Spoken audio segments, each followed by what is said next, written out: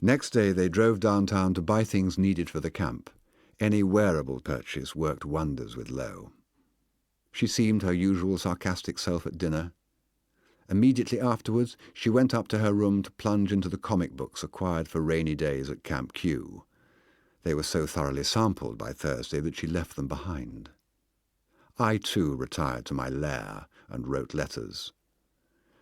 My plan now was to leave for the seaside, and then, when school began, to resume my existence in the Hayes household, for I knew already that I could not live without the child. On Tuesday they went shopping again, and I was asked to answer the phone if the camp mistress rang up during their absence.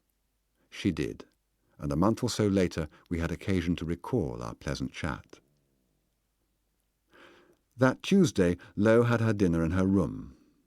She had been crying after a routine row with her mother, and, as had happened on former occasions, hadn't wished me to see her swollen eyes. She had one of those tender complexions that after a good cry get all blurred and inflamed and morbidly alluring.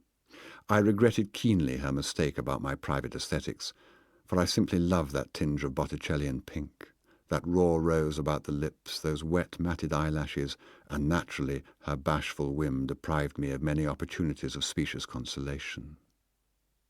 There was, however, more to it than I thought. As we sat in the darkness of the veranda, a rude wind had put out her red candles.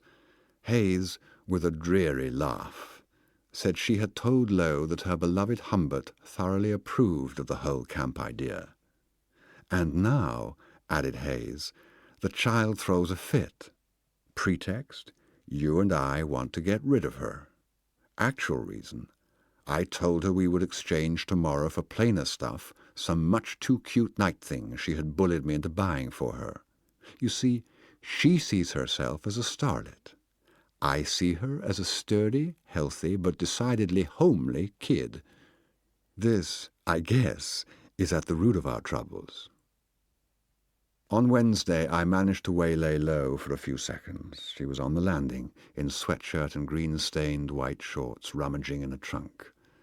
I said something meant to be friendly and funny, but she only emitted a snort without looking at me. Desperate, dying Humbert patted her clumsily on her coccyx, and she struck him, quite painfully, with one of the late Mr. Hayes's shoe trees. "Double-crosser," she said as I crawled downstairs, rubbing my arm with a great show of rue. She did not condescend to have dinner with Hum and Mum, washed her hair, and went to bed with her ridiculous books. And on Thursday, quiet Mrs. Hayes drove her to Camp Q.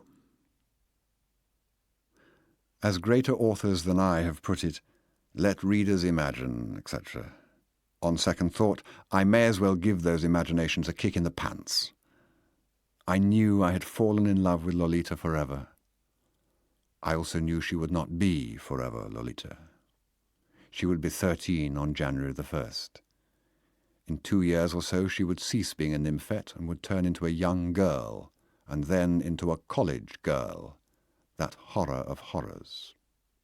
The word forever referred only to my own passion, to the eternal Lolita as reflected in my blood.